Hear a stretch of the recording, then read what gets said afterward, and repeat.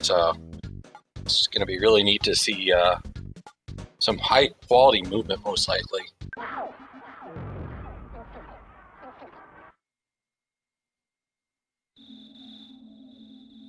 All right, with this 1 minute cutscene. So today we're seeing AndyPerfect and Popplars race. Whose skill and RNG will win with their pace? Define two friends, waifu and trash. May never miss and always bash. Kyu Kitsuki will be on commentary as I explain the strats in the ancillary. From on it to Threed and destroy the tent fort.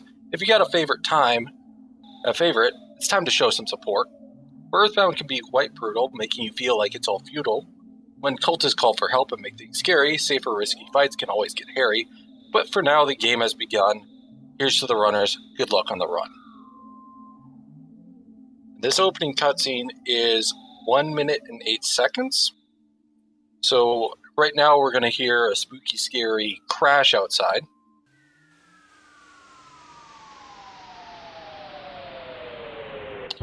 And we'll be going to see what the heck just happened.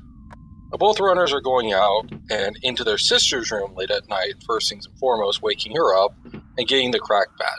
This is where runners are kind of going to show optimal movement, mashing, menuing, the little things that really matter on this first part of the run.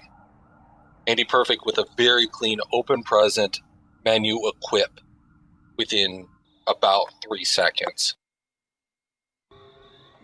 And again, optimal movement during this section, trying to wall glide the best you can, avoiding bonking. Every time you bonk, it's a cost of 1 second, and just moving through as cleanly as you can. You get 1 free walk up, and then you'll have 2 free walks down, one directly after talking to Pokey, our third best friend in this run, and then another one after we meet a friend. Now, this is again showing just how clean you can make your movement. If you're going to practice anything, this is a great section to just practice. You can lose, a good amount of time just in your movement during this one section. It's a great section to just practice kind of how you want to get your inputs in. Now, once we get back, Mom's going to tell us, oh, it's late. You should go back to bed. Don't worry about it. We'll find out tomorrow. Unfortunately, tomorrow really doesn't come because our friend Pokey decides that he's lost his brother, and he's like, I don't know what happened. We were checking out the meteor. I can't find him. Can you help me? Never mind the fact that there's a street gang out making trouble and the police have their hands full. Mom's like, yeah, cool, fine, take your dog. But we won't take our dog. Dog toss time.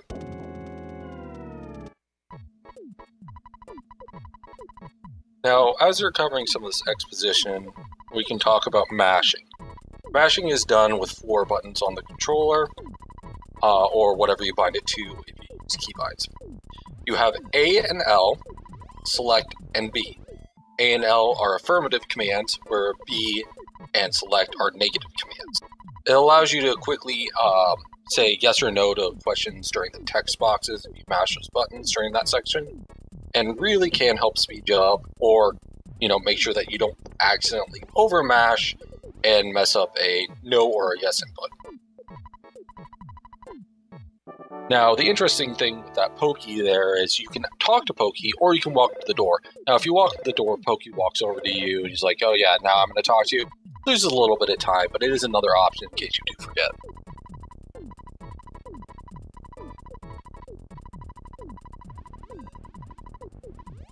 Now, once they leave this room, spawns will be turned on, and there's going to be 3 different types of spawns that you can see on your way up to the meteorite.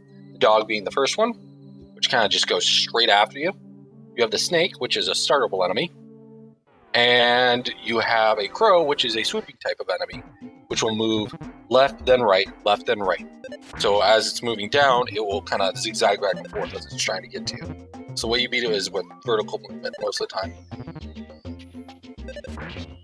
Or getting it stuck. AndyPerfect getting a dogfight which is the safest of the 3 fights. As the snake can paralyze you and just wrap you up for turns and turns and turns.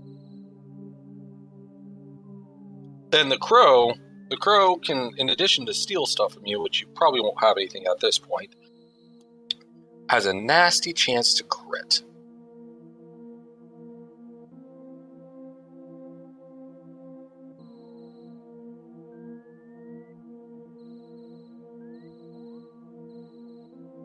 Looks like AndyPerfect's having a rough time with the spawn tile here. So I just get rid of the entire thing. Popplars, she's moving up to the meteor now, and AndyPerfect getting a crow fight and a red swirl, which is an ambush encounter which allows the enemy to strike first. There are 3 different types of encounter starts you can have. You can have a green squirrel, which is a surprise attack. Going back to D&D days and whatnot, allows you to have a preemptive strike, most typically used in the speedrun for running away outside of very specific fights. You have your gray swirls, which are just a neutral encounter, take turns as normal.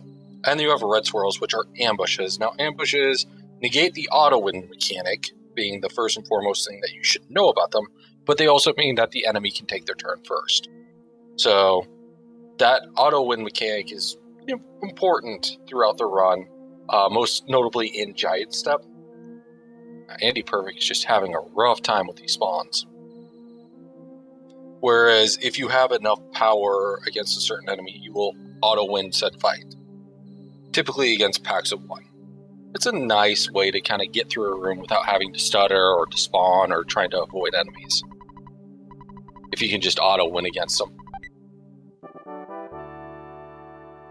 Poplar is getting our good friend Buzz and moving down, grabbing the bread roll as she gets her way to the first boss of the game, Starman Jr.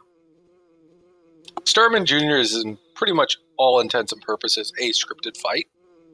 As in, it's you can't really hurt Starman Jr. Your attacks really do suck, to be honestly.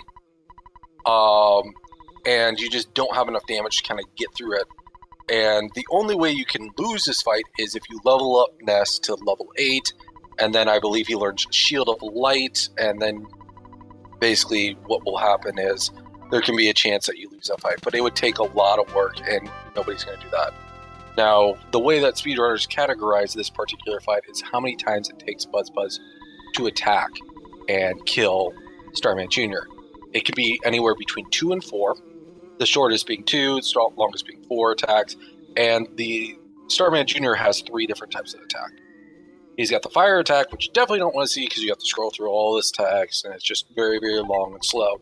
He's got the freeze attack, which is shorter, and then he's got a on guard, which is a defend attack, which is what you want to see because it's the shortest amount of time.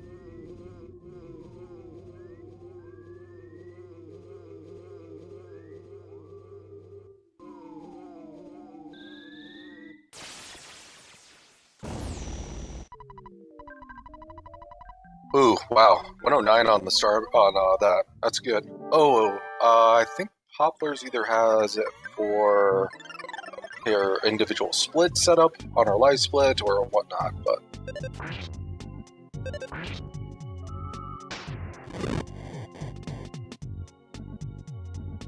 so I didn't catch that on the number of when she got out of Starman, unfortunately. A good run is anywhere between, you want to get through Starman between 7 to 8 minutes.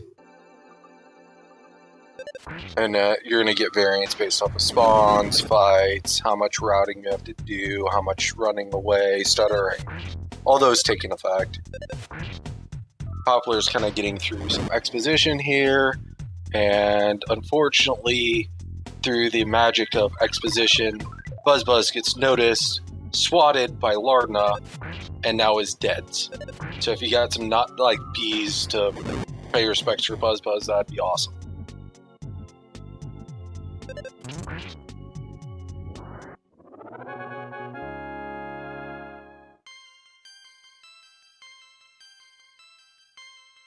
He got us through the first part of the game. He gave us something awesome so we can actually win. And either Popplars has a split timer set up or whatnot. So.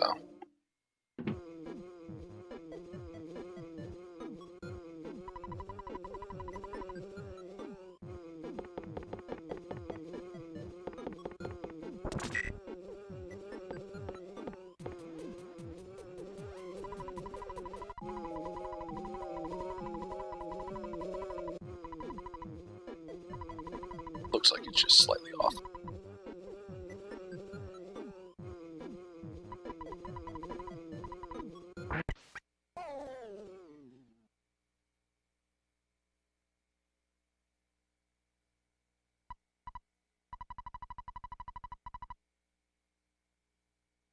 All right. Poplar's getting in another fight. Again, just auto-fighting the way through. And then moving down to the secret tree fort of secretness, where they're going to get the Mr. Baseball cap. And the Mr. Baseball cap is a very useful piece of equipment in the fact that we're going to sell it to get better equipment overall. Basically, Mr. Baseball cap is one of the best pieces of gear that you can have at this point. However, it sells for 99 bucks, and what we can do instead is buy slightly worse items but have better stats from it. Specifically, the T-ball bat, the regular baseball cap, and the bracelet, cheap bracelet. And we'll just have overall better stats than if we just kept the crack bat and the Mr. Baseball cap.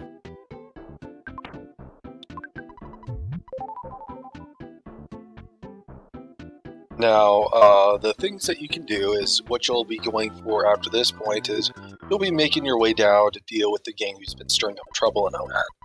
Now, for a couple options, which you can go for just straight going down there. There's a hamburger you can grab on the way near the burger shop, which most runners grab on their way through. You can also pick up, a healing item from the burger shop or grab a can of fruit juice outside of the arcade. Those are all safeties. The first Pogo Punk fight is kind of a good judge of how good your RNG is today. Whether it's, pretty good or if it's Jeff. What you don't want to see is the Pogo Punk charging forward. You want to see them falling down most of the time because those are empty attacks. Popplars through the first fight. Those first two fights are going to be both Pogo Punks and they're scripted fights. And they will always give you hammer.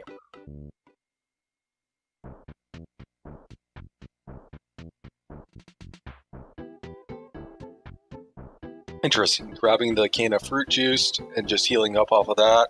Saving the bread roll hopefully for later, probably after the Yes Man Jr. or before it, depending on our health.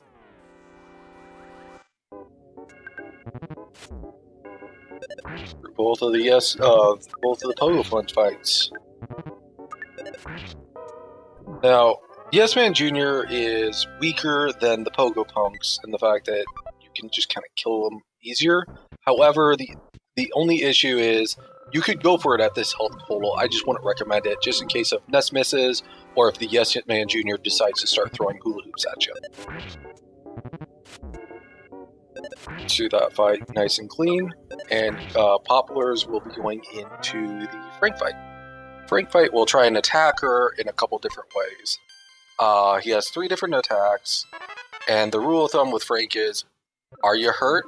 Heal up. Because Frank's 3 attacks are lowering your guts by saying something nasty, a light attack, and coming out with a knife. Put down the knife, Frank. Put down the knife. It's a very dangerous attack. It can just kill you, and you don't really have enough health total at this point to take advantage. Oh, goodness. Put down the knife, Frank. Taking a death to Frank. That's a very common thing.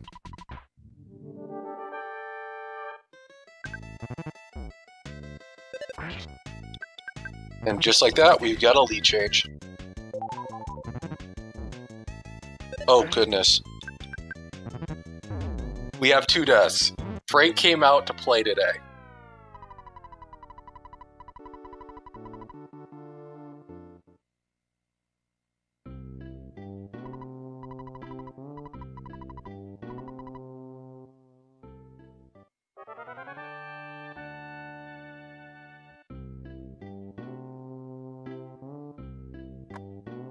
Frank being aggressive there is bad news. Now, good news is the runners can quickly heal up with Mom, get all their psychic points and all that stuff back. And then they'll go meet one of the favorite characters of the game, but not to speedrunners, and that would be the cameraman, Mr. Fuzzy Pickles.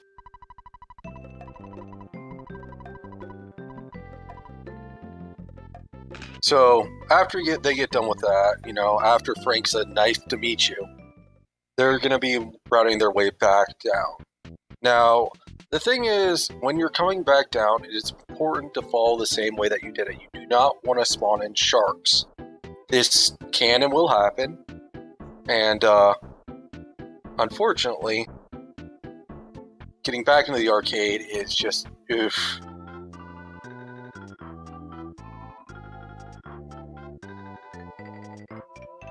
Sometimes you just take the clean routing in and you get fortunate from that, so.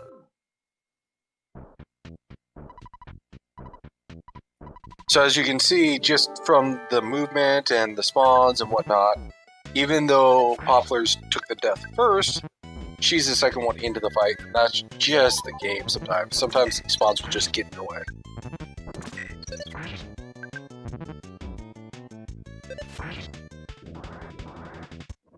AndyPerfect getting through the Frank fight, which is the double header that you're going into here, and by far the more dangerous one, again, because of his smashing knife attacks. Now, Frankenstein is, wow, nice smash, a scripted fight in the fact that it's going to always use a burst of steam, then it's going to use a weak attack, then it's going to use another burst of steam, and then it's going to either use a weak attack or it's going to tear into you for damage. So ideally, what you always want to do is heal on the turn that he's attacking you, as opposed to the turns that he's not, because he's got empty turns, and it's ways to basically maximize your healing whenever you need to heal. Did Popplars forget to buy the bat? That would be interesting. I didn't catch that. This has actually happened to me in the past as well. I have forgotten to buy the bat. That when you're doing your menuing quick, sometimes you can't forget that. Which is why the first race, I actually put up buy the bat in some of my name characters.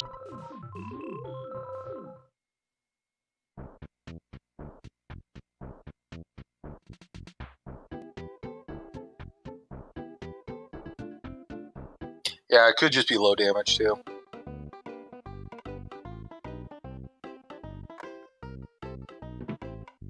Whatever. Still a great fight.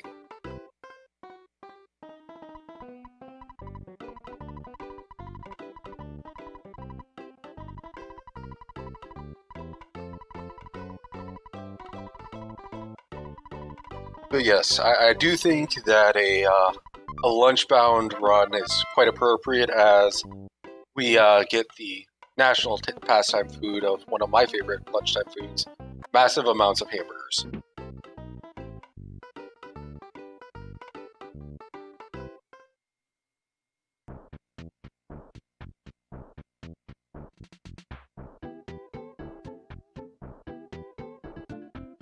So once the runners go and talk to the the mayor, his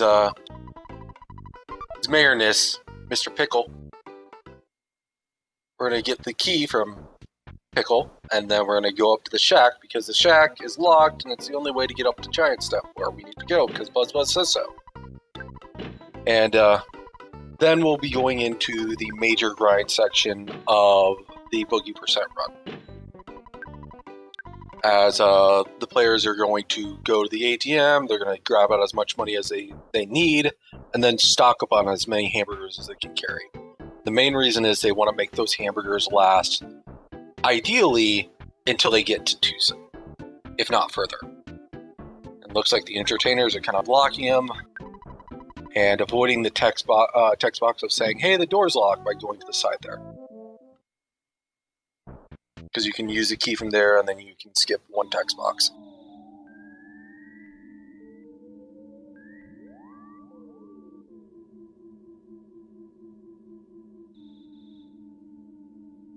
So now what these runners are doing is they're looking for 22 slugs.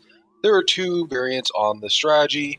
You can be the play it safe kind of player, or the run that I would recommend to newer players, which is you want to get all of your packs of slugs on the first floor. They can spawn in packs of up to 4. Or you can play it a little bit more risky and try and go for a little speed and get a total of 16 on the first floor. That's 4 packs of 4. And then go up to the third floor and try and get a pack of 6 to get your lead 22 and out.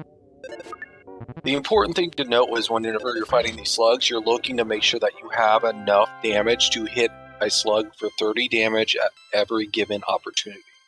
If you have a roll that's less than 28, less than 30, you cannot auto fight those slugs because it can split up the damage on those slugs, and that's really, really bad. Earthbound pointing out a slightly faster strat, which is getting a floor pack on the second floor, which is true. If you can, that's a great way to do it as well.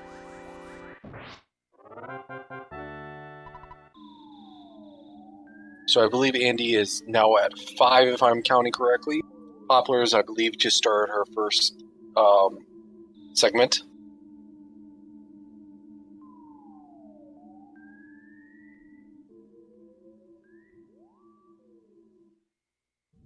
Right?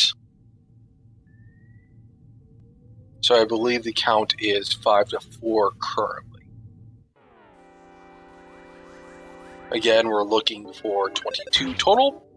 And the major point we're looking for is once we get up to that level 8, which is the all-important level 8, which is what we need before we can go fight Titanic Ant, is because at level 8, Ness gets the first psychic ability that he has for offense, which is known as Rockin'.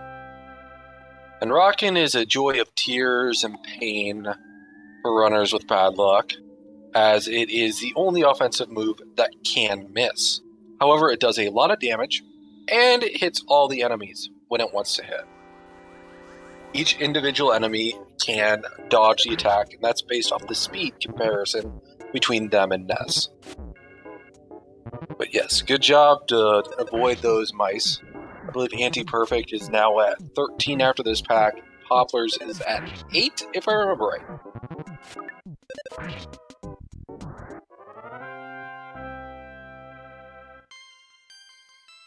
There are 2 spawns on the first floor, mice and slugs. You don't want the mice because the mice are fast. They're not worth that much HP. They're not worth that much, EXP. They're worth as much as 1 slug. But the other thing that they do is they have a ridiculously high gut stat, which determines whether or not you're going to crit when it's an enemy. So they love to crit all over your face, which is not good because instead of doing 1 damage, they have a tendency to do 12 to 13 damage to you.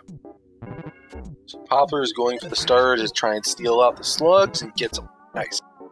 So AndyPerfect, I believe, is at 17, and I believe this is the 12th pack for Popplars. Slug counting was never my forte in both running and trying to commentate, so.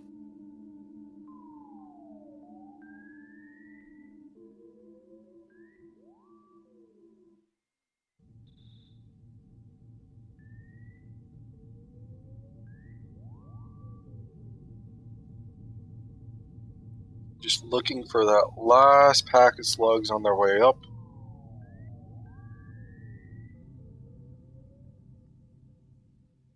Popplars is at 7. Ideally, you want to save as many burgers as possible going into the ant fight.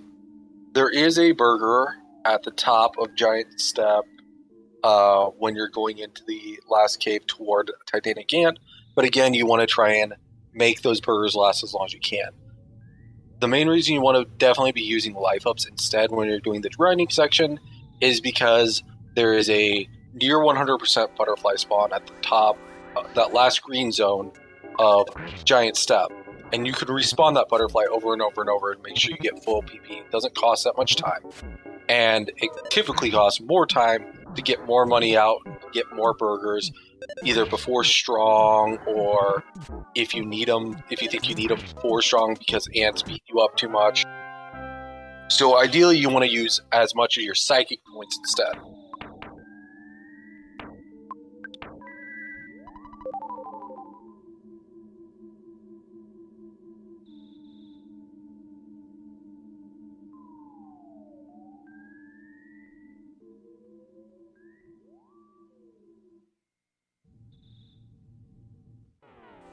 Getting a 6 spawn. I'm sorry, a 4 spawn. Excuse me. 6 spawn's only on the 3rd floor.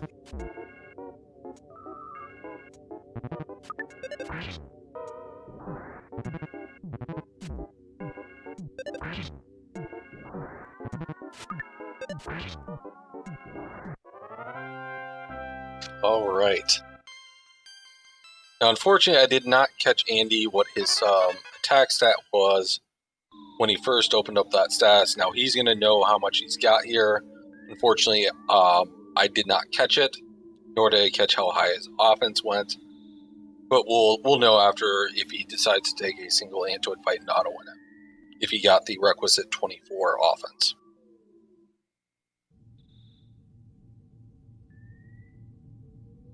Now, Andy's stuttering these mobs because there could be 2 Antoids there, and that would be a bad time.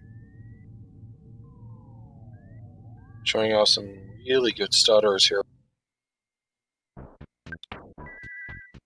And healing up before that butter flew, which restores 20 psychic points, and should bring Ness all the way up to full for him. Popplars getting level 8. Now she's going to make her way up giant step on her way to Titanic Ant. She is actually short. Oh, that's rough.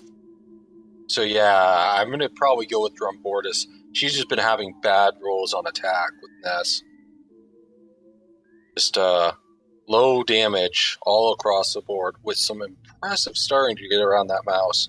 Now, what you're seeing from Andy is the immediate double tap back, which allows you to quickly exit a room as you're loading in case you get that one glimpse of a bad spawn, you can get out before something hopefully has a chance to react.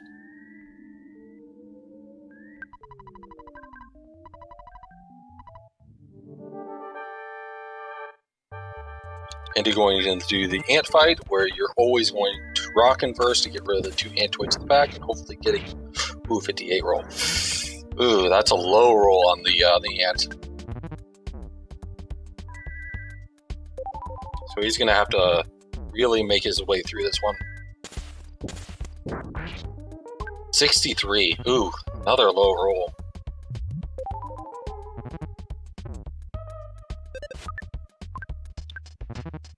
Now, oh goodness, didn't have enough HP to kind of mash through it.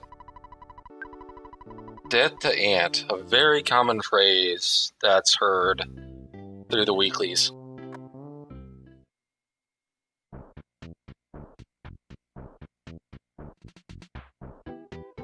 Look, it's alright to be a low rider, but you don't want to be a low roller, especially in this game.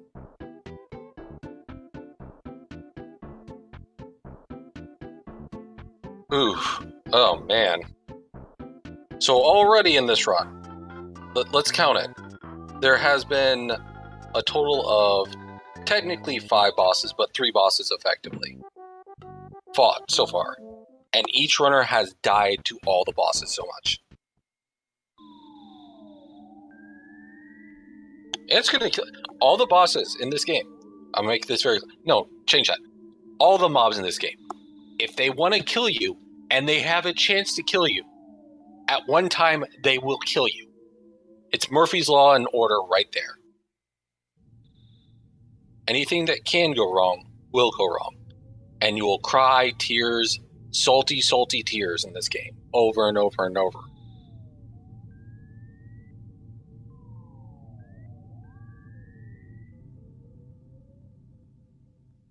Yeah, Popplars has impressive stuttering. I am very impressed with her stuttering.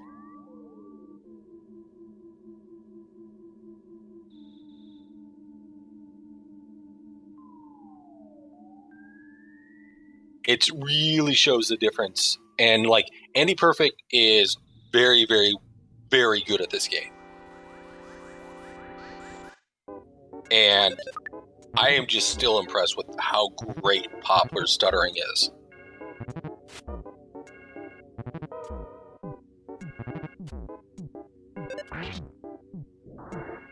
Popplars going into her ant fight, getting some nice magnets. Yeah, this is going to be a long fight for Popplars with such low damage. I missed the first rock, unfortunately.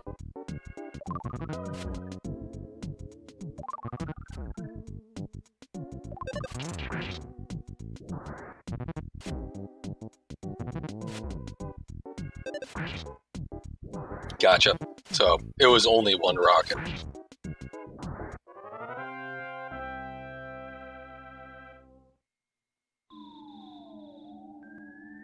So she should actually be getting close, and if the rocket was slightly over 100.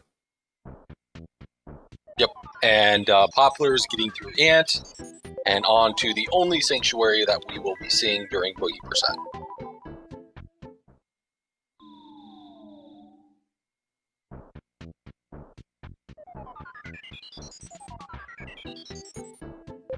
The game has been brutal today, though.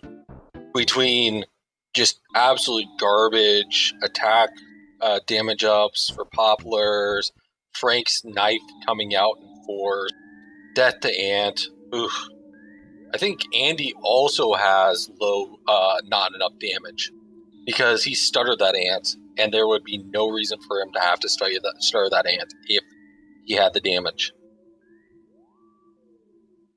Because the other Ant was stuck on the wall. There was no way that Ant was going to join the fight.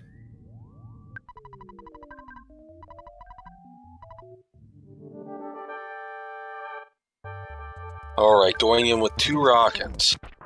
Or potentially 1 rocket.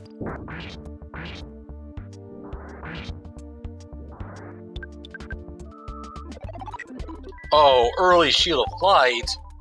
Oh, feels bad, man.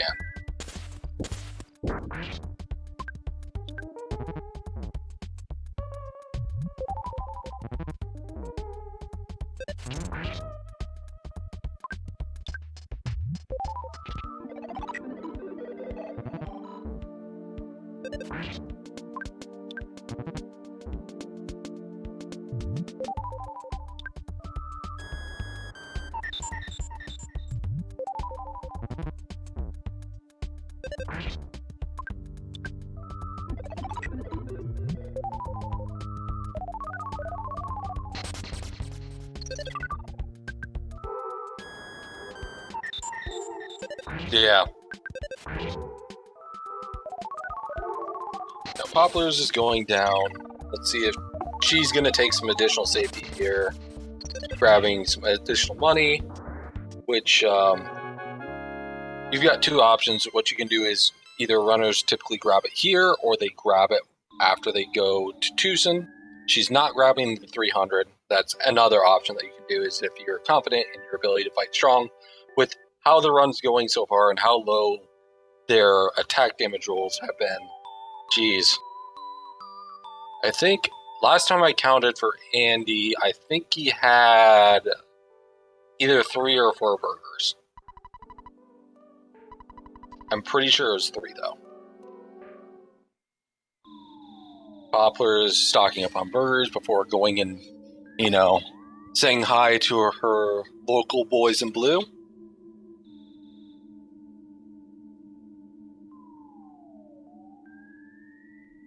As they apparently think it's a good training exercise to beat up on an elementary school kid.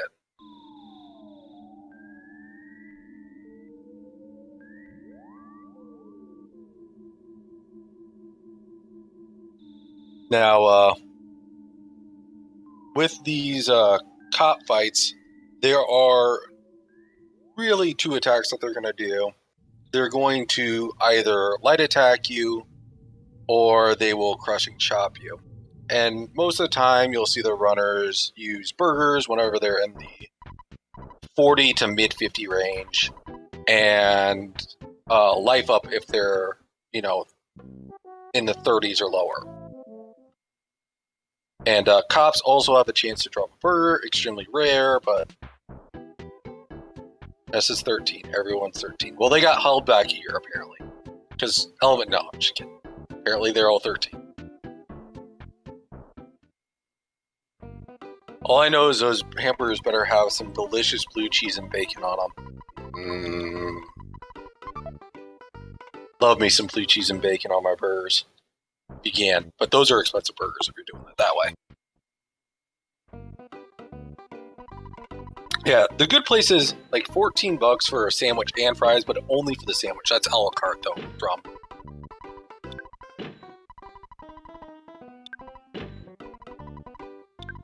Yeah, like a nicer steakhouse basically had like kind of a bar time happy hour where you could get a $10 steak burger, which they basically hand ground the steaks and then put on blue cheese, bacon, and house-made mayo on it, and it was a fantastic burger.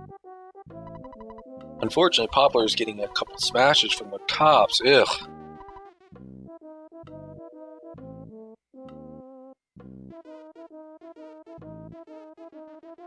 Nah, and it's not like blue cheese dressing. It was just actual blue cheese, like the stuff that they put on the steaks there. It was good. But back to the game. Jeez, just wow.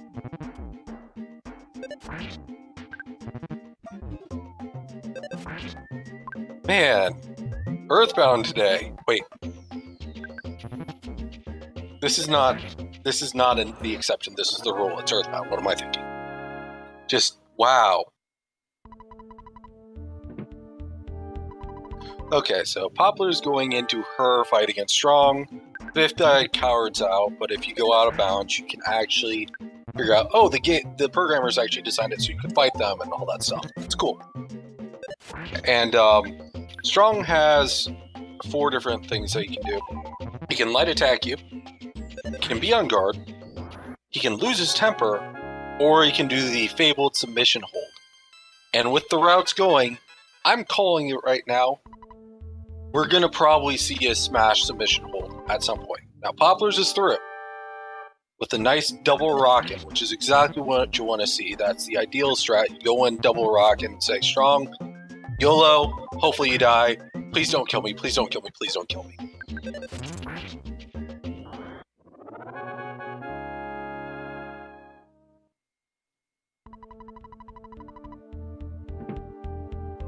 Superior way to reheat a burger. Wrap it in aluminum foil, put it in a 350-degree oven for between 30 minutes to 45 minutes, depending on thickness. Use the same method as burritos. Just had one last night. Leftover burger from Five Guys. Oh, it was amazing.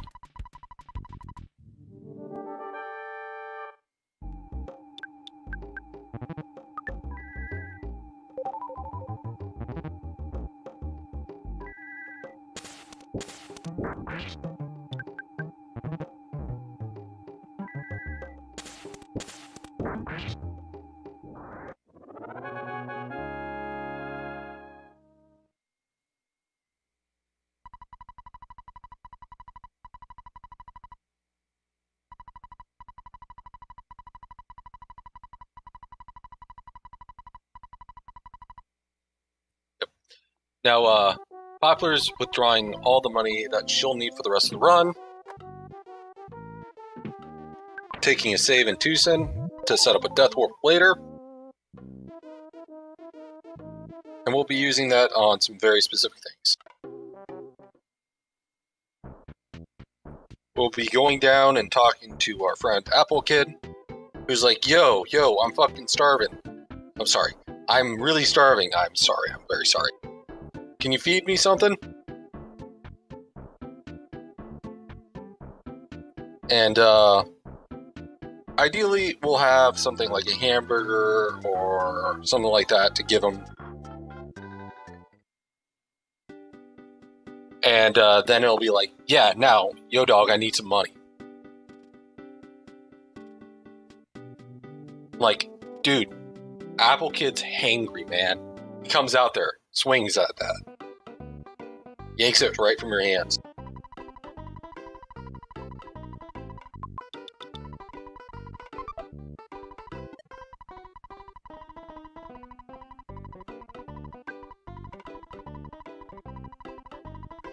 Now, what we're going to do after that point is we're going to go up, we're going to take just a peek into Peaceful Rest Valley, hitting the tip of the iceberg there, looking for the great metal pencil in the ground.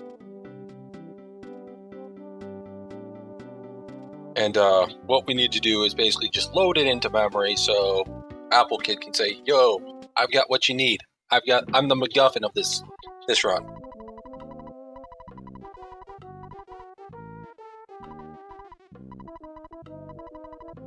So as they're making their way there, they're trying to get through the connector cave. You don't want to see spawns in the connector cave. It's too narrow to stutter around. It's just like, you either have to despawn them by going out and in, or if you've got enough room, you can do a normal despawn, and then you'll make your way up. Now, Peaceful Rest Valley is notorious for their high spawn rate, their pincers, their really fast enemies, and all sorts of not fun.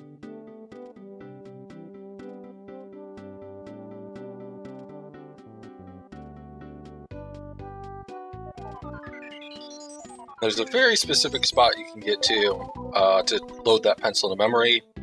And if you're not confident in hitting that spot, all you have to do is just see just a little bit of the pencil. Just the tip of the pencil. And that'll be enough, just in case you're not super confident on it.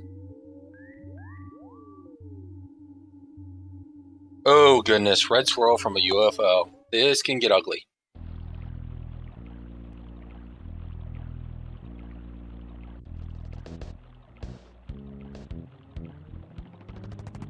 Nail!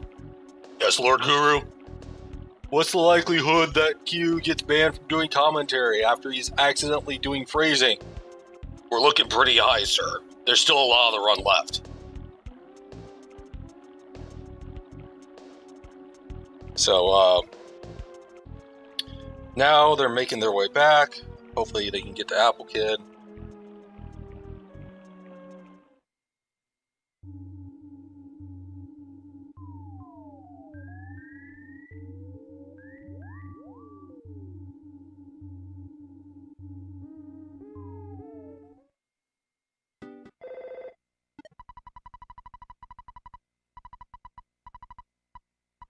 Alright, so now we're going to go down to Berglund Park. Now you got two options in Berglund Park. So outside of avoiding all the spawns, you can get down there. You can either go and see what's up from Apple Kid, Needy having to call you immediately after you're wrecked back through, running into a quite literally iron wall blocking your path. Or we can say hi to our good buddy Everdread. Now, what these runners aren't going to do is say hi to our good buddy Everdread until later. He can wait. He's still the second best friend that we have in the game, because anybody who gives you $10,000 just because is automatically a good friend in my book.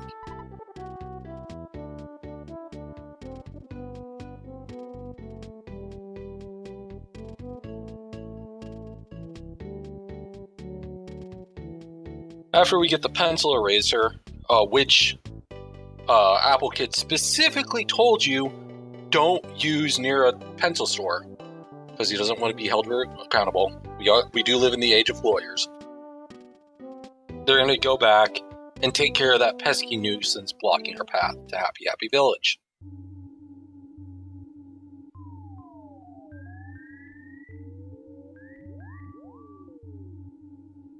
Once again, trying to avoid as many spawns as we can and move through it.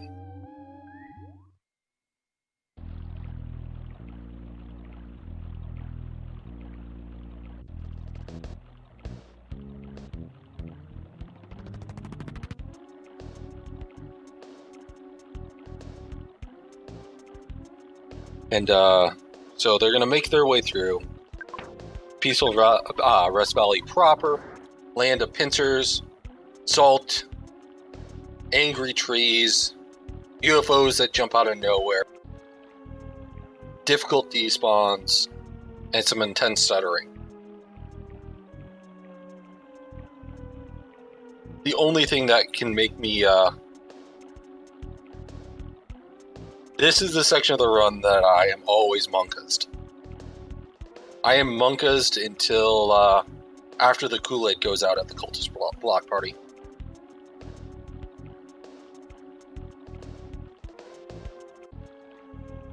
So AndyPerfect deciding that he doesn't need to feed his Pokemon addiction and go catch that Butterfree.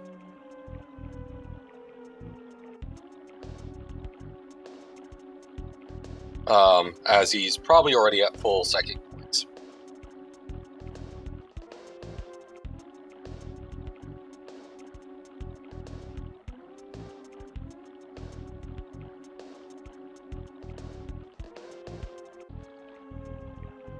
What's the best side for burgers? Ooh, I'm gonna go with deep fried cheese curds. Followed by onion straws or onion rings, followed by good fries. AndyPerfect making it through the snake room, where the snakes just want to chill and live life, but sometimes a snake wants to boop you. And you know snake snoots are for booping. But Ness doesn't know that you don't boop with the bat and rip snake if that happens. Now he's going to pick up the new bat that he needs. And also a Holmes hat.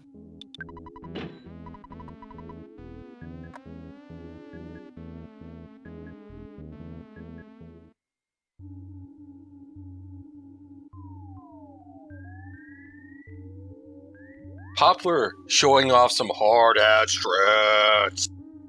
The alternative. Hard hat, it's a little bit out of the way, but it allows you to get an additional 5 more defense as opposed to Holmes hat strats. AndyPerfect entering one of the scripted fights in the game, affectionately known as Shack Fight. Now, you know, this fight may not be magic and it may not occur in LA, but sometimes Shaq just performs on you all day, dunking you into a corner. Now, what they're going to do first turn is rockin', and hopefully they get the oh baby, it's a triple, and none of the cultists call for help.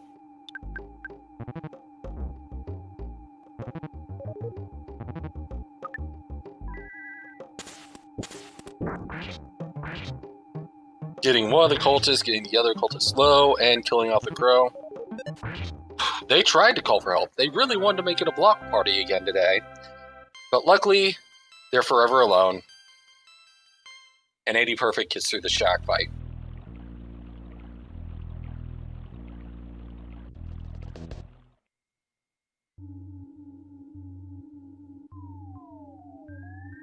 No damage taken, which is the truth of that matter. By getting through that fight with, fortunately that crow was just inside.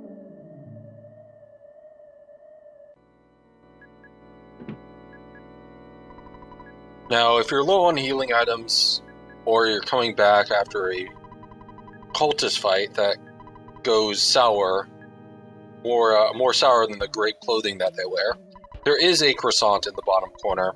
It does help if you need a little bit of extra safety. But this fight is notorious. 3-round bash typically can call for help at any time. Ness can miss. AndyPerfect getting through the fight. Nice and clean. Cultist didn't want to try and call for help, and is through that fight. A huge sigh of relief for anybody here. In my opinion, safeties have no shame. Give me all the safeties. I'll take all the shame.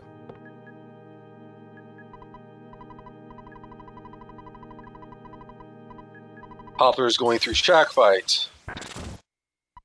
Getting the first one down, unfortunately calls for help. Oh goodness, here it comes.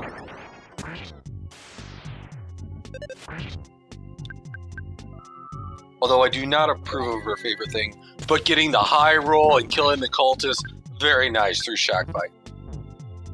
Carpenter Fight is a scripted fight.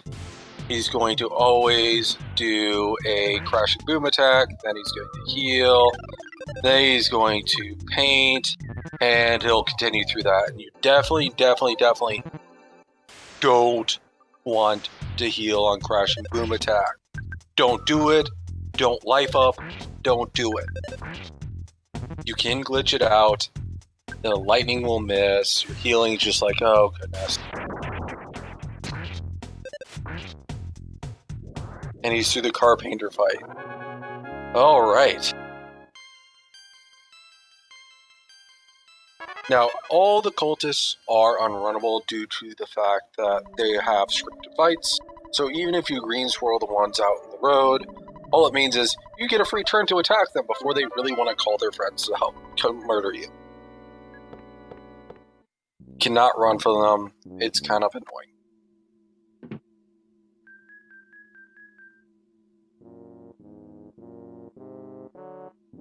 AndyPerfect is going for, oh goodness, the cultist fight. Now, at this point, 2 cultists are on stream. Definitely at this point, you're probably going to want to rock it. You need to clear it out before they just overwhelm you with sheer numbers and kill you.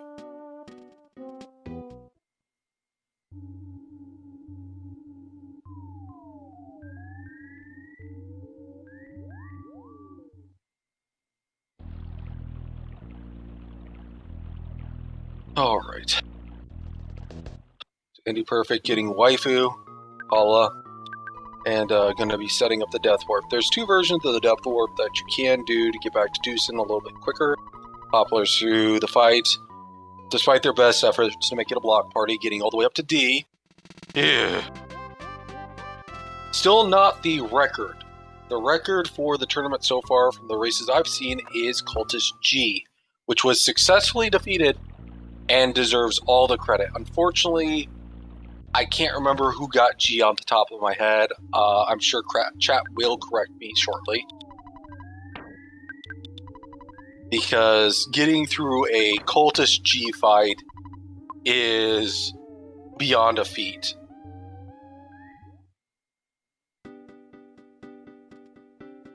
Oh, it really was Pop. So, Cultist being bad to Pop. Oof.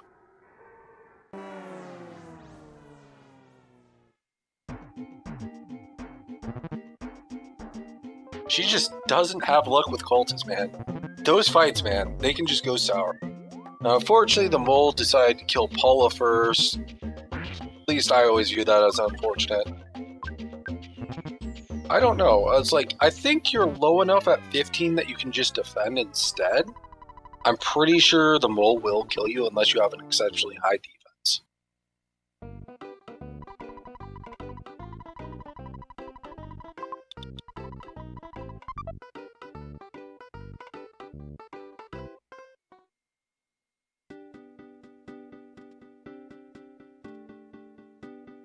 So there's a couple different options you can do. You can go for the mole, which is the standard one. Mole playing rough. One of the first ones you see there. You could go for a bear, or you could go to Peaceful Rose Valley and take one of the fights there, which typically are very, very aggressive. AndyPerfect, resing waifu, talking to our good friends from Runaway 5 to get free tickets to the show. Not only that, they give us a backstage pass because we're bros, yo. Now we're gonna go visit the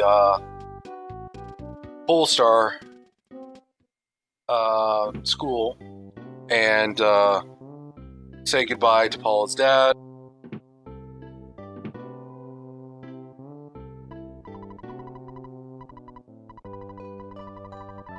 And then we're gonna take a look at our second buddy in the game, Everdread.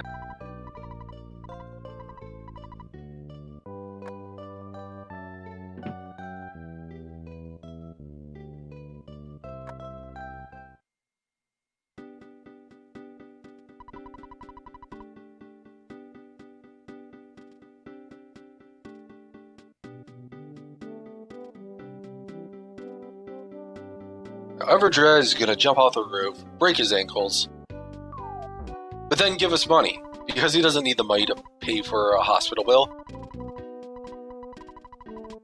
And what we're going to do is, retire, get rich, and, retire in 4-star with Paula and live the life. Unfortunately, we still have to save the world, and to do that, we need to give up the money and our dreams of an early retirement. Oh well. Hey, at least we saved the music industry.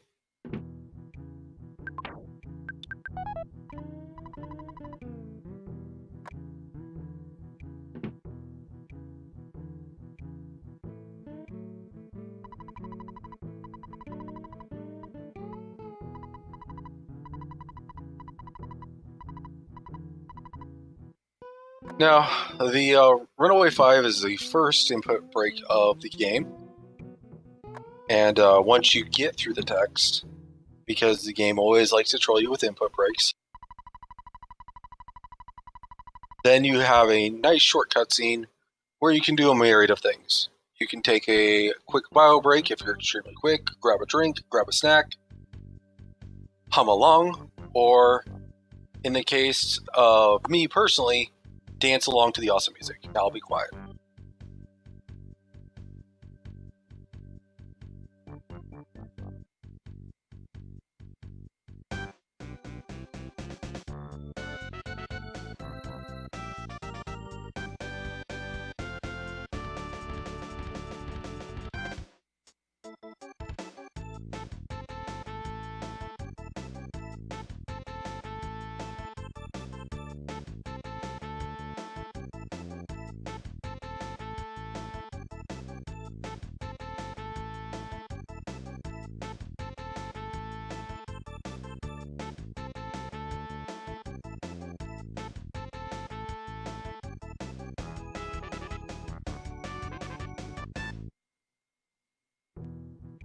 Alright, now when exiting or entering the Chaos Theater, after seeing it, what we're doing by going out of the way to the left or the right immediately is there is a photo trigger there, so the runners are trying to avoid it, because as much as we love a visit from the cameraman, we don't like losing time. Now, handing in the wad of bills to the Chaos Theater owner to bail out the Runaway 5. Small thing, if you're playing it for the first time, you need to hand it from him to him from the back of the desk. Don't try and hand it to him from the front, because he'll basically say, hey, my glasses aren't good enough. I don't know what the heck you're trying to hand me.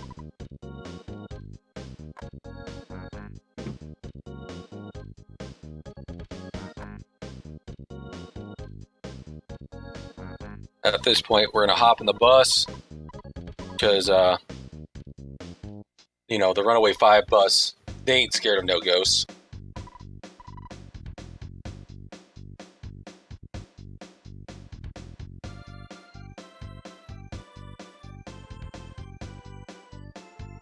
So we're going to pass through the 3 tunnel and just move on our way to 3.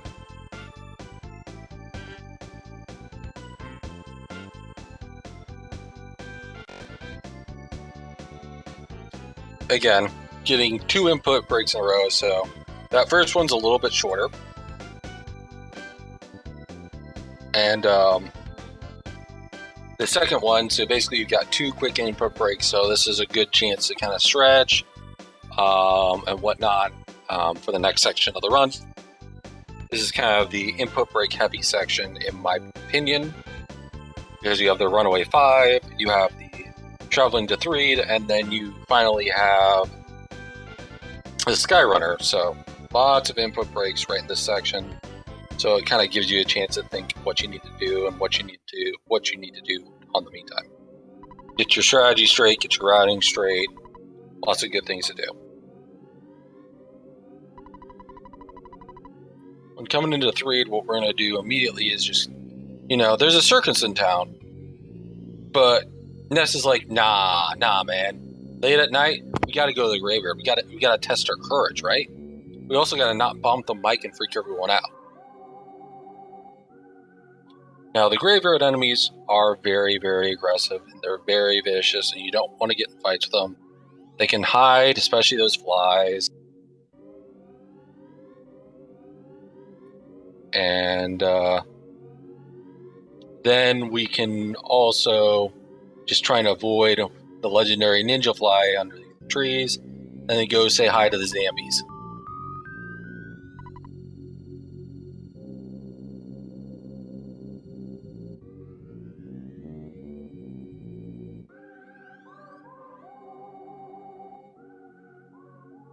Now we're gonna go see what's wrong with the Three Conspiracy, and we just tailed our contact into the hotel room where we're scheduled to meet. You know, Undead Throat's supposed to meet us in here. Unfortunately, it was just a perpetrator trap. So we learned life lessons. Make sure you know your context correctly.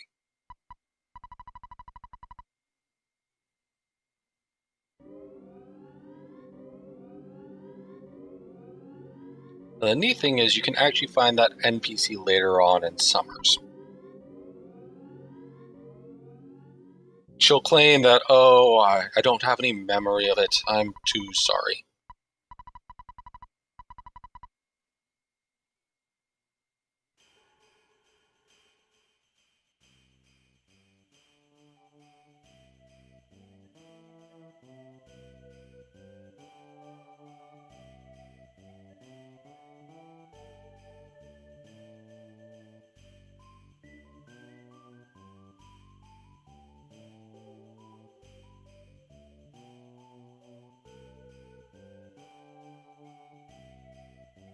Well, I mean, look at those kids. They're scrawny.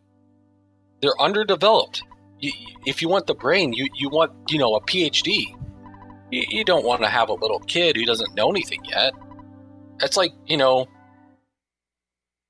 eating, undercooked and underseasoned tofu that's been, run through a blender. It's just, no. Ew.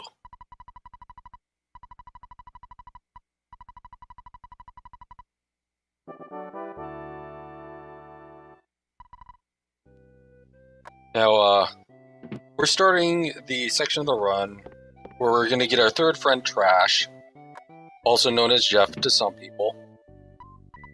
And we're going to pick up some stuff from Maxwell over here. And Maxwell's like, yeah, sweet, yeah, you need some stuff out of the lockers? Don't worry, here, have a key. It's a little bent, but it should work, right? And Jeff's like, yeah, no, that should work.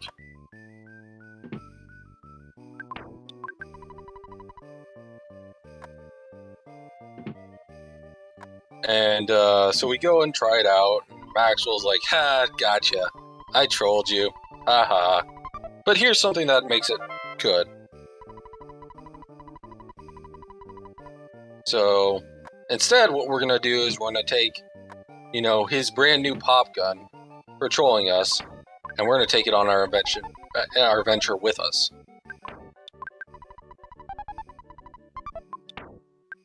So, haha, joke's on him.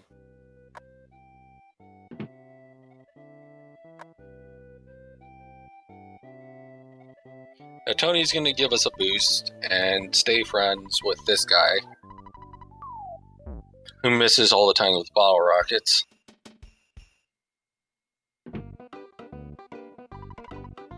And we'll get the only appropriate friend for Jeff, Bubble Monkey.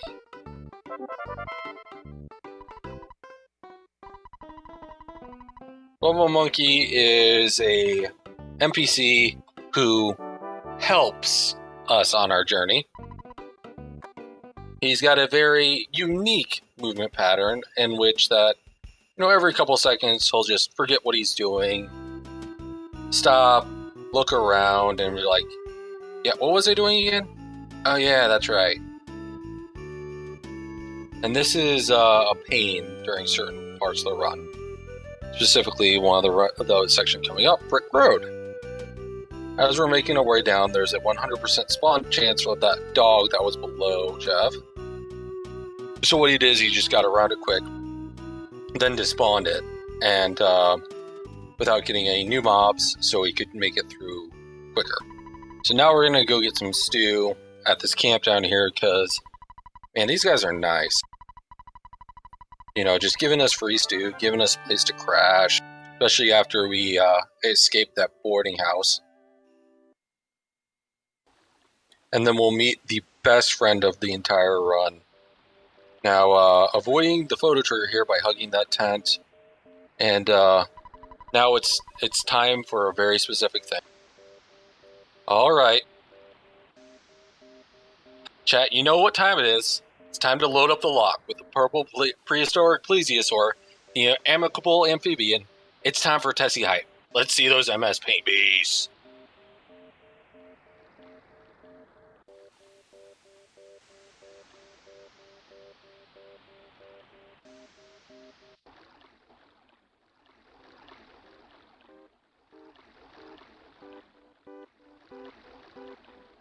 As usual, I appreciate it from Ms. Crash dropping the fat gun. Unfortunately, why aren't you using that gun to harvest perfectly good Tyro steaks? I mean, they're right there. Tessie needs some hunting experience.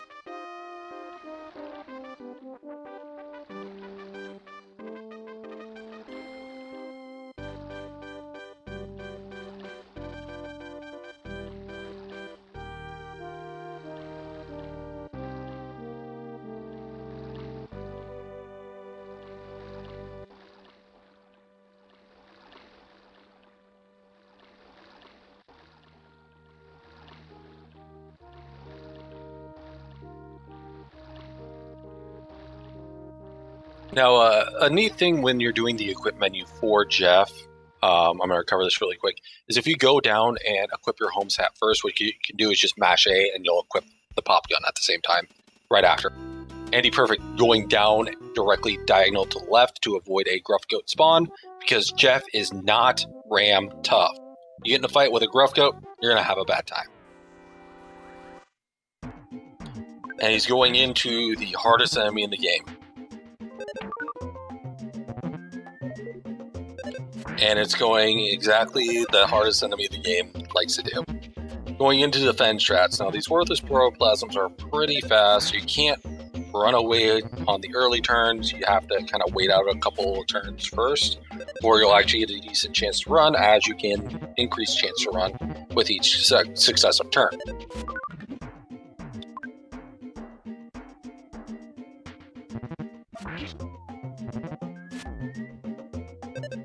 As once it gets to 2 protoplasm, it becomes a very, very, wow, gut save into it. Gets away from worst enemy in the game. Let's see if he can set up a duck skip. He's got good spotting. Duck goes left. Oh, not going left. Fortunately, he's just gonna have to take the fight. Tried to get around it quick, but Bubble Monkey is just not being cooperative.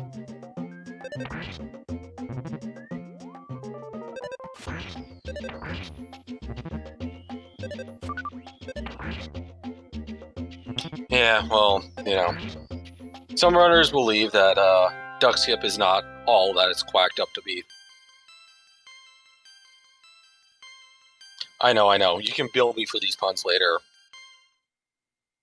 But I am kind of trying to wean some of these off. But the good news is you can always grab a croissant. A croissant? Setting up for Proto Skip, Bubble Monkey derp the heck out.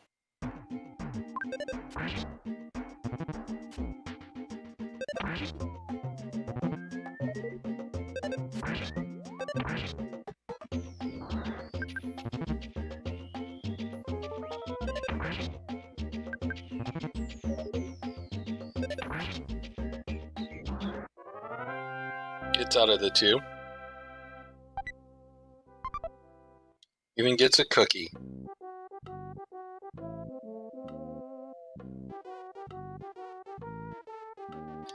We get the second coming of our Lord and Spacer Tessie. Once again, pay respects to the mighty plesiosaur, who ferries us across the lock.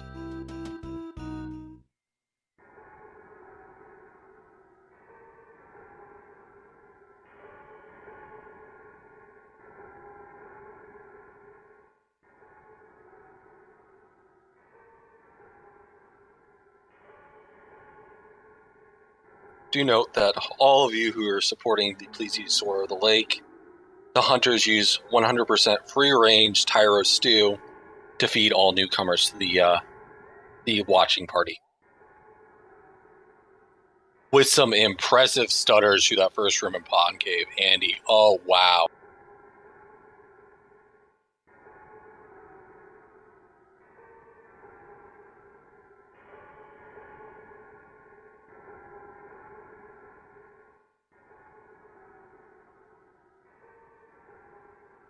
Now, the thing that you're looking for is, during this section of Pond Cave, there's a couple different spawns. You got mice, you got slugs, and you got shrooms. Shrooms have a very short aggro radius, so you can get around them if they're positioned correctly, but if they're not, you're just going to have to despawn them. They're very fast, they'll chase you down, they have nasty effects. Slugs you can kill if they're single at this point from Jeff, if you've gotten into a fight or two during Brick Road. And the mice are still mice. You know, they love to smash you whenever they can.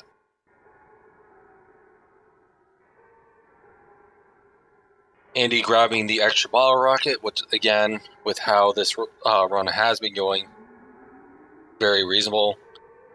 Third time's a charm, gets out of the Pond Cave pretty cleanly.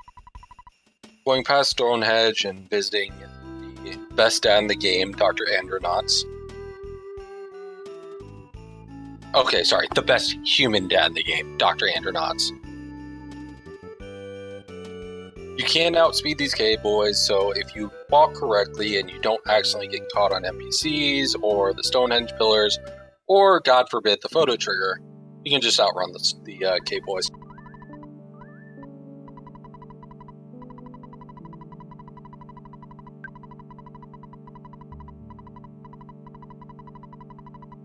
And he'll be entering one of the longest input breaks in the game, rivaled by the waterfall. I believe that is the longest input in the game is the waterfall.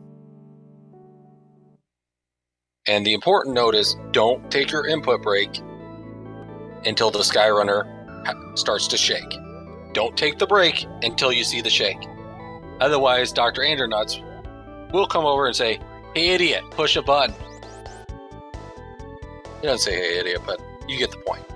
And going off to take your input break to see that, Andronauts sitting there with the text box, the only appropriate emote for that is Failfish, as you implant your palm directly into your forehead. Apply directly to the forehead. And the cool thing is, with this shortened run of Boogie Percent, you get to see a lot of the other zones in the game that you don't get to see there.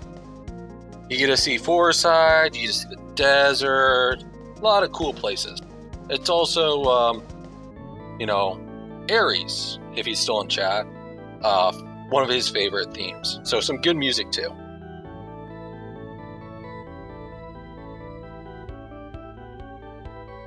Popplars making it through Brick Road, unfortunately getting trolled by Protoskip 2. Now she's going to make her way into Pond Cave.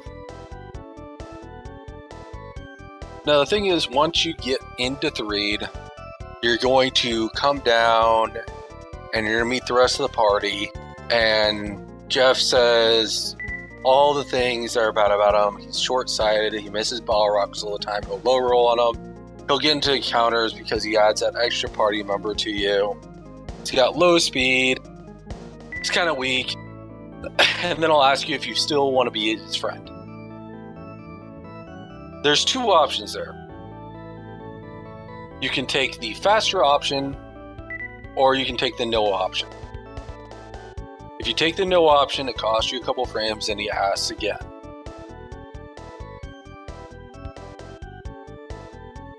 And true, Jeff can one-shot some bosses. Can being the operative.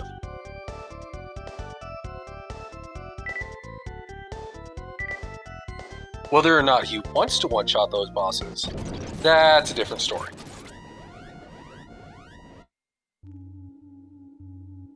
Now I know, I get a lot of people disliking me because I hate on Jeff so much. But as we seen last night, When Jeff just doesn't do well, especially on this fight coming up, it can go just completely pickles up on you in a heartbeat. We've had deaths to Tent. We've had forfeits because of Tent. And it all starts with Jeff. Either Jeff doesn't know how to get behind a big ball of fluff named the teddy bear, or he likes to miss with his bottle rockets or do little damage or, get dirt in his eye. But, when he does work well, he does. Trying to go with the risky stutter there and gets into the fight with the trick-or-treaters and the puppet.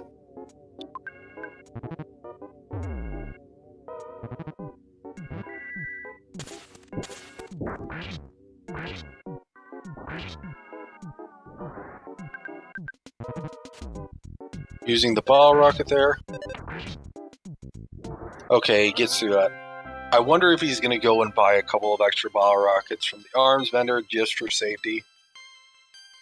But this could be bad. I think they still have the teddy bear, so it's okay on that end.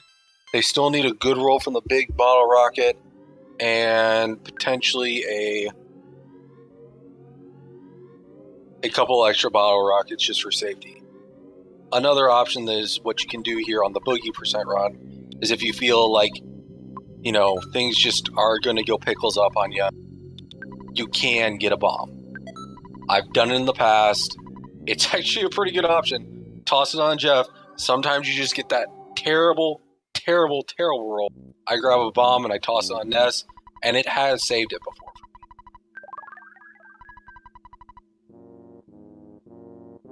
It's not like you're going to use the money after this anyway.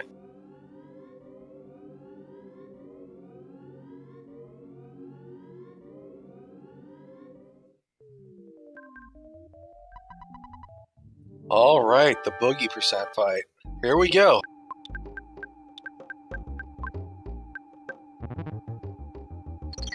Yeah, I've done it on both. Sometimes I'd actually go in with a little bit of extra money and I've grabbed 2 bombs instead of grabbing any additional bottle rockets. And getting through the boogie percent fight with a good roll on the bottle rocket, the big bottle rocket. And with that, as soon as AndyPerfect gets through this text and, levels everyone up, that's going to be GG for him. Jeff Trash didn't roll like Jeff today, and it was a really close race. We had multiple deaths here, once again proving that even if you are one of the best runners of this game, sometimes Earthbound will be Earthbound and come out and just ruin your day. Bad RNG, misses, low stuff. Things can and will go wrong in Earthbound.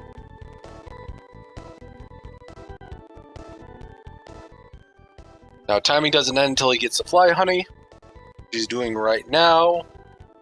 And GG to AndyPerfect on the victory with an official SRL race time of 1:18:30. Now we're going to watch the rest of Popplars run, she's really only a little bit behind. We're looking at what? Probably about a minute and a half. It's probably about 2, but by the time she gets out of the tunnel and finishes the cutscene, yeah, probably about 2 minutes. So very close race.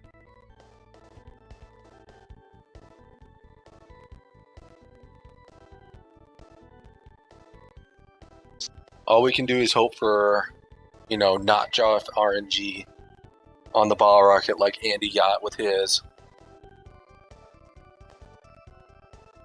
So this is what I see in the IRC.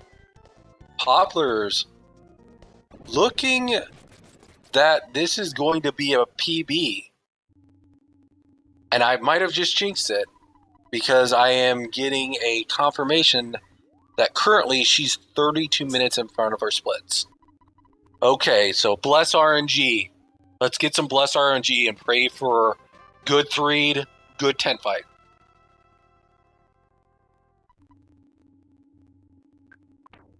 Popplars with the door skip. This is the same as using the shack. You can use a bad key machine from just, very close to it and skip it.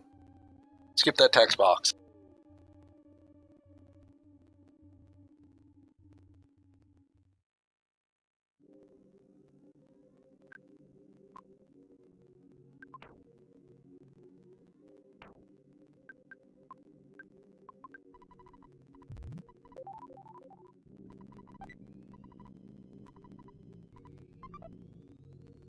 See if Popplars is going to take any additional safeties.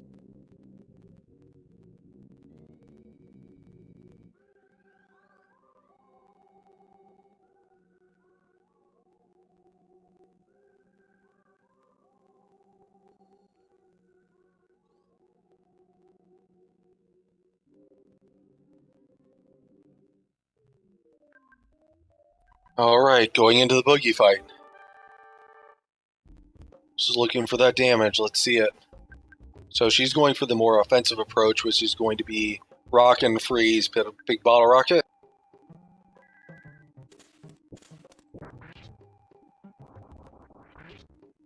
And Boogie Tent is down with a very high roll of a 646. Wow.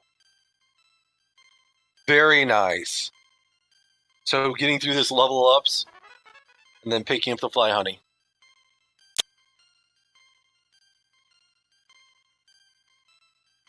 That is one heck of a damage roll.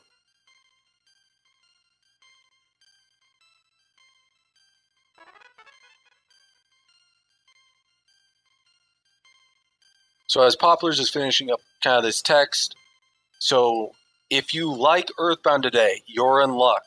We have a total of 3 more races scheduled today. So lots of Earthbound action coming up. And they'll all be broadcasted on the rest of the races tonight will be broadcasted on Speed Gaming 1. Poplar is picking up the Fly Honey and finishing with the official SRL race time of 1:22.18 with a PB of over 6 minutes. Congratulations, Popplars. 6-minute PB. 5:48, so about a 6-minute PB. Very, very nice. Congrats. She rocked that. Nice.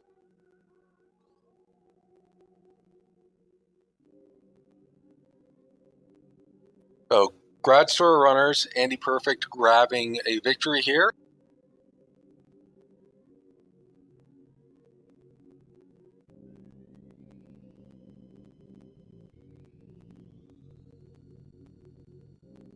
Which was, I believe, his first race scheduled. I believe he is out of town, so I believe this was the last race of the group for Popplars. So unfortunately, Popplars went 0-3. But with a 1:22.30 as a PB, that is a solid time. Well done on that. And we have a couple more races tonight. Pulling up the schedule right now.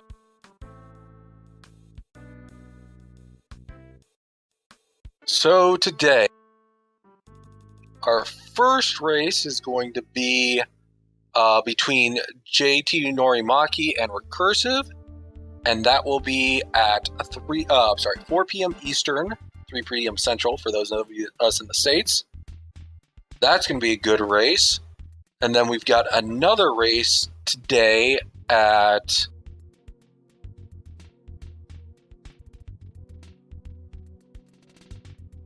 I'm blinking here.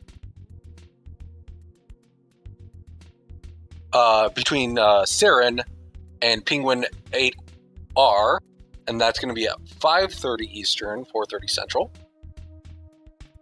And then we have a final race today of Earthbound Boogey Percent Super Series 2017 between F. Coplin and Skateman 222. Oh, that's going to be a hype race. Oh man, a lot of hype races today. And that's going to be at 9:30 p.m. Eastern Time tonight.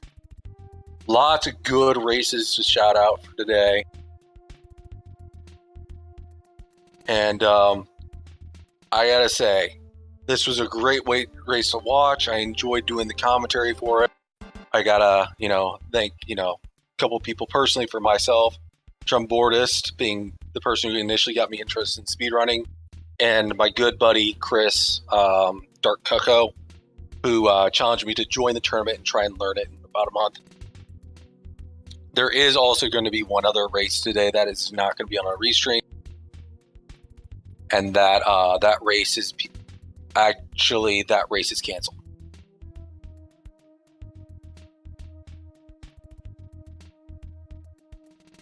That race was actually canceled. I'm sorry. Yes, that race between D'Angelo RGT and Chris Dark Cucko, my good friend, has actually been canceled because he's actually going in for surgery. So he's dropping out of the tournament. So, unfortunate for him, but my heart goes out to him, as he was one of the two people who even got me kind of learning this and trying to get into this tournament. So he's going in for surgery on Monday. So best wishes to them. I know personally my hearts and prayers are going out for him. But yes, we got a lot more Earthbound action, again, starting at 4 p.m. on Speed Gaming 1. Make sure you stay tuned. May cultists never call for help. May Ness never miss. And may Jeff actually hit bottle rockets in all of your runs today. Good luck, have fun, and thanks for showing up for another great Earthbound Super Series race.